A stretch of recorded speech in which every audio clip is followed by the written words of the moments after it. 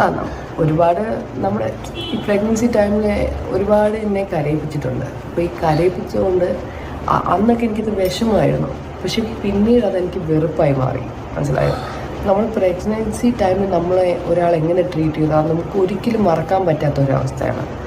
അപ്പം ആ ഒരു ടൈമിലൊക്കെ എന്നെ ട്രീറ്റ് ചെയ്താൽ ഇപ്പോഴും എൻ്റെ മനസ്സിൽ എക്സാക്ട്ലി എങ്ങനെയാണ്. കുറച്ച് ദിവസങ്ങൾക്ക് മുമ്പാണല്ലോ അല്ലെ നമ്മുടെ ജയകൃഷ്ണയുടെ പ്രസവം സോഷ്യൽ മീഡിയയിൽ വൻ വൈറലായി മാറിയത്. ഏകദേശം ഇതേ സമയത്ത് തന്നെ മറ്റൊരു പ്രസവം ചെറിയ രീതിയിൽ ചർച്ചയായിട്ട് മാറിയിട്ടുണ്ടായിരുന്നു. മറ്റാരുടെയുമല്ല, ദിയയുടെ വല്യമ്മയുടെ മകളായിട്ടുള്ള തൻവീർ സുധീർ ഘോഷിന്റെ പ്രസവമായിരുന്നു അത്. എന്താ ചെയ്യലേ, പ്രസവമൊക്കെയാണ് ഇപ്പൊ ഏറ്റവും വലിയ ചർച്ചാ വിഷയം.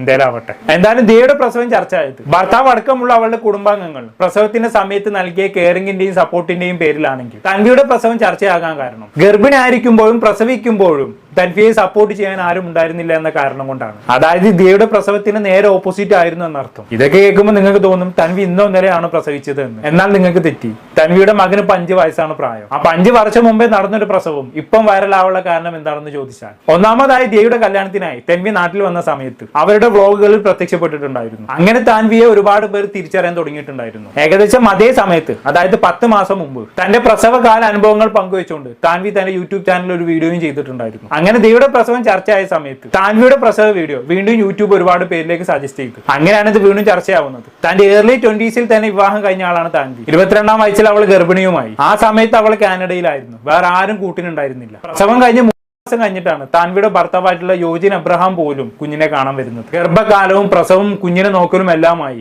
വളരെ സ്ട്രഗ്ലിംഗ് ലൈഫായിരുന്നു താൻവിക്ക് കാനഡയിൽ ഉണ്ടായിരുന്നത്. അതുകൊണ്ട് തന്നെയാണ് ദിയയുടെ പ്രസവത്തോടൊപ്പം താൻവിയുടെ പ്രസവവും ചർച്ചയായി മാറിയത്. ഒരാൾ എല്ലാവിധ സുഖ സൗകര്യങ്ങളോട് കൂടിയും ഗർഭകാലം കഴിച്ചു കൂട്ടിയപ്പോൾ മറ്റേ ആൾക്ക് എല്ലാം ഒറ്റയ്ക്ക് ചെയ്യേണ്ടി വന്നു എന്നുള്ളതാണ്. അതും അന്യനാട്ടിൽ. പലപ്പോഴും ഒന്ന് ഹോസ്പിറ്റലിൽ കൊണ്ടുപോകാൻ പോലും ആരും ഉണ്ടായിരുന്നില്ല. അങ്ങനെയാണ് ഈ 2 പ്രസവങ്ങളും തമ്മിലുള്ള കമ്പാരിസൺ വരുന്നത്. ഞാൻ നേരത്തെ പറഞ്ഞല്ലോ, പ്രസവമൊക്കെയാണ് ഇപ്പൊ ഏറ്റവും വലിയ ചർച്ചാ വിഷയമെന്ന്. അത് പൂർണ്ണമായും നെഗറ്റീവ് അഭിപ്രായത്തിൽ ആരും എടുക്കണ്ട. ചില പ്രസവങ്ങൾ ചർച്ച ചെയ്യപ്പെടുന്നതിന് അതിൻ്റെതായ കാരണങ്ങളുമുണ്ട്. ദിയയുടേത് പലർക്കും ഒരു പുതിയ അനുഭവം ആയതുകൊണ്ടാണ് ചർച്ച ചെയ്യപ്പെട്ടത് എന്ന് കരുതി എല്ലാ പ്രസവങ്ങളും ഇങ്ങനെ കൊട്ടിഘോഷിച്ച് ചർച്ച ചെയ്ത് നടക്കണമെന്ന അഭിപ്രായമൊന്നും എനിക്കില്ല കേട്ടോ. സത്യത്തിൽ ഈ പ്രസവം എന്ന് പറഞ്ഞാൽ അത്ര ചെറിയ സംഗതി അല്ല എന്നുള്ളതാണ് സത്യം. ഇതിവിടെ സർവ്വസാധാരണമായി നടക്കുന്നത് കൊണ്ട് നമുക്ക് വലിയ സംഭവമായി തോന്നുന്നില്ലെന്നേ ഉള്ളൂ. ഒരു സ്ത്രീക്ക് ഏറ്റവും കൂടുതൽ കെയറിംഗ് ലഭിക്കേണ്ടത് പ്രീ ആൻഡ് പോസ്റ്റ് പ്രഗ്നൻസി ടൈമിലാണ് അല്ലെ. പക്ഷെ താൻവിക്ക് അത് ലഭിച്ചില്ല. അതുകൊണ്ടാണ് ഈ വിഷയം ഇന്ന് ചർച്ച ചെയ്യാമെന്ന് തീരുമാനിച്ചത്. കാനഡയിൽ വെച്ചുള്ള പ്രസവത്തെ കുറിച്ച് തന്റെ വീഡിയോയിൽ താൻവി പറയുന്നുണ്ട്. അത് നമുക്ക് കേട്ടോക്കാം. ഇവൻ ജനിക്കാറാവണേൻ്റെ ഒരു 39 വീക്സിലാണ് ഇവൻ ജനിച്ചത്. 39 വീക്സിൽ ജനിക്കുന്നതിന് മുമ്പത്തെ ദിവസം ഞാൻ മറ്റേ റോഡൊക്കെ ക്രോസ് ചെയ്ത് പോയി സാധനങ്ങളൊക്കെ മേടിക്കാൻ പോയി. ആ സാധനങ്ങളൊക്കെ മേടിച്ച് എൻ്റെ റൂംമേറ്റ് വരെ പോയത്. അപ്പോൾ സാധനങ്ങളൊക്കെ മേടിച്ച് വന്ന് എല്ലാം സെറ്റാക്കാമല്ലോ, ഇനി 1 വീക്ക് ഉണ്ടല്ലോ എന്ന് പറഞ്ഞിരുന്നപ്പോഴാണ് ഇങ്ങനെ വാട്ടർ ബ്രേക്ക് ആയത്. വാട്ടർ ബ്രേക്ക് ആയതെന്ന് വെച്ചാൽ കോമഡിയാണ്. അതായത് ഞാൻ മറ്റേ ജോലി കിട്ടിയെന്ന് പറഞ്ഞില്ലേ, അപ്പോൾ അവർക്ക് ആർക്കും അറിയത്തില്ല ഞാൻ പ്രഗ്നൻ്റ് ആണ്. കാരണം ഞാൻ ഇച്ചിരി വണ്ണമുള്ള പോലെ എനിക്ക് തോന്നിയത്. അപ്പോൾ ഞാൻ ലൂസ് ഉടുമ്പോൾ കിട്ടാനാണ് പോയത്.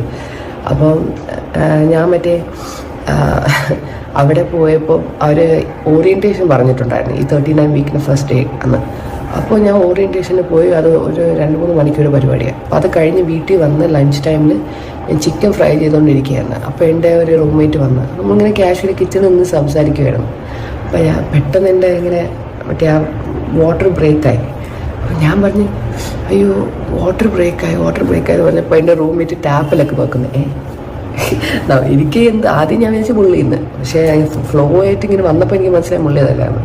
അപ്പോൾ അവളവിടെ നോക്കി ഞാൻ എന്തൊക്കെയോ ആലോചിക്കുന്നത്. ഞാൻ തേഞ്ഞ് പക്ഷെ എനിക്ക് വേദനയൊന്നും ഇല്ലായിരുന്നു. കാരണം തന്റെ ജീവിതത്തിലെ ഏറ്റവും സങ്കീർണമായ നിമിഷങ്ങളാണ് ഇത്ര ലാഘവത്തോടെ താൻവി അവതരിപ്പിക്കുന്നത്. പ്രഗ്നന്റ് ആയ സമയത്ത് ഒറ്റയ്ക്കായി പോയ ആദ്യത്തെ ആളൊന്നും ആയിരിക്കില്ല താൻവി. ഒരുപാട് ആളുകൾ ഇതേപോലെ സ്ട്രഗിൾ ചെയ്തിട്ടുണ്ടായിരിക്കും. നമ്മൾ അറിയാത്ത ഇഷ്ടംപോലെ കഥകൾ ഉണ്ടാവും. പുരുഷന്മാർക്ക് എങ്ങനെയാണ് താൻവിയുടെ കഥ കേൾക്കുമ്പോൾ ഫീൽ ചെയ്യുക എന്ന് എനിക്കറിയില്ല. പക്ഷെ സ്ത്രീകൾക്ക് ഇത് കറക്റ്റായി റിലേറ്റ് ചെയ്യാൻ പറ്റുമെന്നുള്ളത് ഉറപ്പാണ്. സ്വന്തം അമ്മയോ ഭർത്താവോ ഒന്നും കൂടെ ഇല്ലാതെ അന്യ നാട്ടിൽ വെച്ച് പ്രസവിക്കേണ്ടി വരിക എന്നൊക്കെ പറഞ്ഞു കഴിഞ്ഞാണെങ്കിൽ പല സ്ത്രീകൾക്ക് സങ്കല്പിക്കാൻ കൂടി കഴിയില്ല. അത് ഉറപ്പാണ്. നല്ല ടെൻഷൻ ആയിരിക്കും. അതിനിടയിൽ വാട്ടർ ബ്രേക്ക് ഒക്കെ വന്നു കഴിഞ്ഞാണെങ്കിൽ എങ്ങനെ ഹാൻഡിൽ ചെയ്യണമെന്ന് അറിയാതെ കൊഴിഞ്ഞു പോകുമെന്നുള്ളത് ഉറപ്പാണ്. എന്തായാലും ബാക്കി കേട്ടോക്കാം. അങ്ങനെ ഞാൻ കയറിപ്പോയി. ഇമർജൻസിയിൽ നമ്മൾ കയറിപ്പോയത് 2 സെക്ഷൻ ഉണ്ട്. മറ്റേ വലിയ ഹോസ്പിറ്റൽ ഏരിയയും ഇമർജൻസി സെക്ഷനും. അപ്പോൾ ആ വഴി കയറിപ്പോയപ്പോഴത്തേക്കും അവർ മറ്റേ പേരും ഫോമൊക്കെ എഴുതി വെച്ചിട്ട് ചോദിച്ചു, എന്താ ഇവിടെ എന്നൊക്കെ. അപ്പോൾ ഞാൻ പറഞ്ഞു വാട്ടർ ബ്രേക്കായെന്ന് തോന്നുന്നു. അപ്പോൾ ഡെലിവറി ആയിരിക്കും. അപ്പോൾ അവർ നീ ഇങ്ങനെ നിൽക്കണമെന്നില്ല. ശരിക്കും പറഞ്ഞാൽ എനിക്ക് അങ്ങനെ വലുതായിട്ടൊന്നും തോന്നിയില്ല. ഇത് എന്താ പറ്റുന്നതെന്നൊന്നും മനസ്സിലാവാത്തതുകൊണ്ട് പിന്നെ കുഴപ്പമില്ല. അപ്പോൾ പുള്ളിക്കാരത്തി പെട്ടെന്ന് നമ്മുടെ മേലെ കയറ്റി പോകാം, നമ്മൾ വീൽ ചെയർ എടുത്തുകൊണ്ട് വരാമെന്ന് പറഞ്ഞു. അപ്പോൾ ഞാൻ ഈ വീൽ ചെയറൊന്നും വേണ്ട, ഞാൻ നടന്നു നോക്കുകയാണെന്ന് പറഞ്ഞു. അപ്പോൾ അവരൊക്കെ മറ്റേ ഓക്കെ 3rd ഫ്ലോറിലേക്ക് പെട്ടെന്ന് പോകുന്ന ഞാൻ വിളിച്ച് ഇൻഫോം ചെയ്യാമെന്ന് പറഞ്ഞു. അപ്പം ഞാൻ ലിഫ്റ്റ് എടുത്ത് എൻ്റെ റൂംമേറ്റ് ആയിട്ട് മേലെ കയറിപ്പോയിട്ട് പുള്ളിക്കാരത്തി മറ്റേ അവിടെ പോയി കൗണ്ടറിൽ പോയിട്ട് ഇങ്ങനെ ഇതാണെന്നൊക്കെ പറഞ്ഞപ്പോഴേക്കും ഞാനും വന്ന് പറഞ്ഞു I think I M in labour എന്ന് പറഞ്ഞു. അപ്പോൾ പുള്ളിക്കാരത്തി എൻ്റെ അവിടെ നിന്നപ്പോൾ എന്നെക്കാളും ഡബിൾ സ്ട്രെസ് അവളവിടെ നിന്ന് ഇങ്ങനെ ടെൻഷനൊക്കെ അടിച്ച് ചാവാറായി. ഞാൻ എന്ത് ചെയ്യുമെന്ന് എനിക്ക് തന്നെ അറിഞ്ഞു. അപ്പോൾ നേഴ്സ് വന്നിട്ട് പെട്ടെന്ന് തന്നെ റൂമിലേക്ക് മാറ്റി ഒരു ഗൗൺ പോലത്തെ ഒരു സാധനം ഇടാൻ തന്നു. അപ്പോൾ അത് ഞാൻ ഇപ്പോൾ ഒരു ഫോട്ടോ ഇടാം.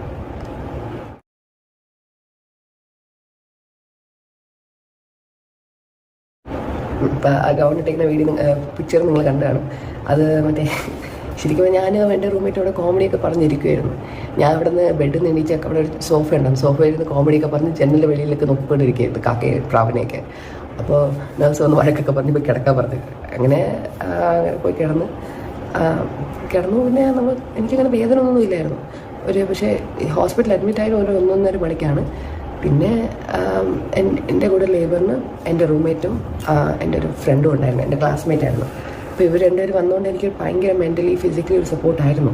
കാരണം വേറെ ആരും അങ്ങനെ ഒരിക്കലും വരത്തില്ലല്ലോ. It was very helpful. അവരില്ലായിരുന്നെങ്കിൽ ഞാൻ ഡിപ്രസ്ഡ് ആയി പോയേനെ.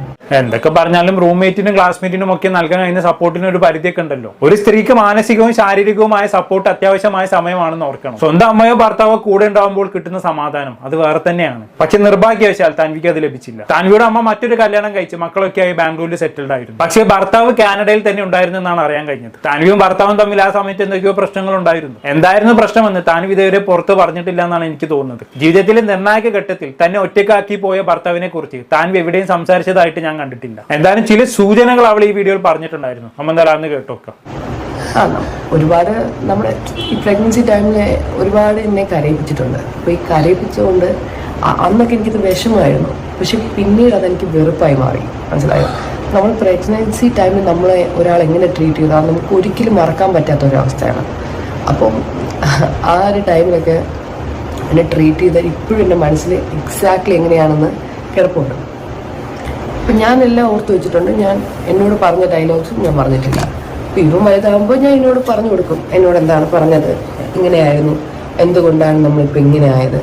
അപ്പോൾ ഇവൻ്റെ മനസ്സിലും ഒരു ബാഡ് ഇമേജ് ഉണ്ട്. ബിക്കോസ് ഞാൻ കരയിൽ കണ്ടിട്ടുണ്ട്. പുള്ളി അവിടെ വന്ന് പ്രശ്നങ്ങളൊക്കെ ഉണ്ടാക്കിയതിന് ശേഷം ഞാൻ കരയുന്ന കണ്ട ഇവന് സഹിക്കത്തില്ല. ഇവന് ഒരു മിഠായി മേടിക്കാൻ പോയാൽ പോലും 1 for you 1 for me എന്ന് പറഞ്ഞ് മേടിക്കുന്നത്.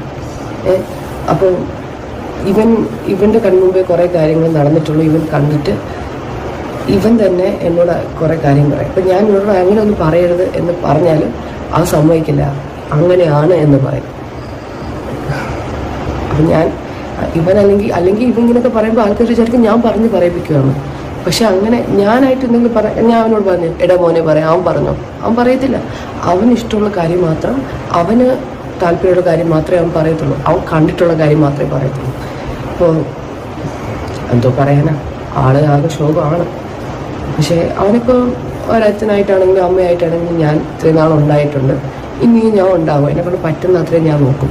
ഓക്കെ, ഭർത്താവ് പ്രഗ്നൻസി ടൈമിൽ തന്നെ ഒരുപാട് കരയിച്ചിട്ടുണ്ടെന്നാണ് താൻവി പറയുന്നത് അല്ലേ? കാനഡയിൽ ഉണ്ടായിരുന്നിട്ട് പോലും അയാൾ താൻവിയെ തിരിഞ്ഞു നോക്കിയിരുന്നില്ല. അതുകൊണ്ടാണല്ലോ എല്ലാം താൻവിക്ക് ഒറ്റയ്ക്ക് ചെയ്യേണ്ടി വന്നത്. കുഞ്ഞുണ്ടായിട്ട് പോലും 3 വർഷം കഴിഞ്ഞിട്ടാണ് ഇയാളൊന്ന് കാണാൻ വന്നത് പോലും. എത്രയൊക്കെ പ്രശ്നങ്ങൾ ഉണ്ടെന്ന് പറഞ്ഞാലും സ്വന്തം കുഞ്ഞിനെയെങ്കിലും ജനിച്ച സമയത്ത് കാണാൻ വരില്ലേ? എന്തായാലും താൻവി നന്നായി സ്ട്രഗിൾ ചെയ്തിട്ടുണ്ടായിരുന്നു. പ്രസവം കഴിഞ്ഞ് വെറും 10 ദിവസത്തിനുള്ളിൽ തന്നെ അവൾക്ക് അവിടെ ജോലിക്ക് പോകേണ്ടി വന്നു. ഒരേ സമയം 2ഉം 3ഉം ജോലി ചെയ്തിട്ടാണ് ജീവിക്കാനുള്ള പണം കണ്ടെത്തിയിരുന്നത്. അത്രയും സ്ട്രഗിൾ ആയിരുന്നു. ഇതിനിടയിൽ വിവാഹബന്ധം ഏർപ്പെടുത്താനുള്ള ഒരുക്കത്തിലായിരുന്നു താൻവി. പക്ഷേ ഇപ്പോൾ ആ തീരുമാനത്തെ ഒന്ന് പുനർചിന്തിക്കാൻ പോവുകയാണെന്നാണ് താൻവി പറയുന്നത്. ഇന്നലെയൊക്കെ അതുമായി ബന്ധപ്പെട്ട് വീഡിയോ ചെയ്തിട്ടുണ്ടായിരുന്നു. ഇനി കുഞ്ഞിനെ ഓർത്തിട്ടാണെന്ന് അറിയില്ല കേട്ടോ. കുഞ്ഞിന്റെ വെക്കേഷൻ സമയത്ത് ഭർത്താവുമായി മീറ്റ് ചെയ്യുന്നുണ്ട് എന്നും അപ്പോൾ ഡിവോഴ്സിനെ കുറിച്ച് സാവധാനം ചർച്ച നടത്താനാണ് തീരുമാനം എന്നുമൊക്കെയാണ് ഇന്നലെ ചെയ്ത വീഡിയോയിൽ താൻവി പറയുന്നത്. താൻവിയും ഭർത്താവും തമ്മിലുള്ള പ്രശ്നം എന്താണെന്ന് നമുക്ക് അറിയാത്തത് കൊണ്ട് അതിനെക്കുറിച്ച് നമ്മളൊന്നും പറയുന്നില്ല.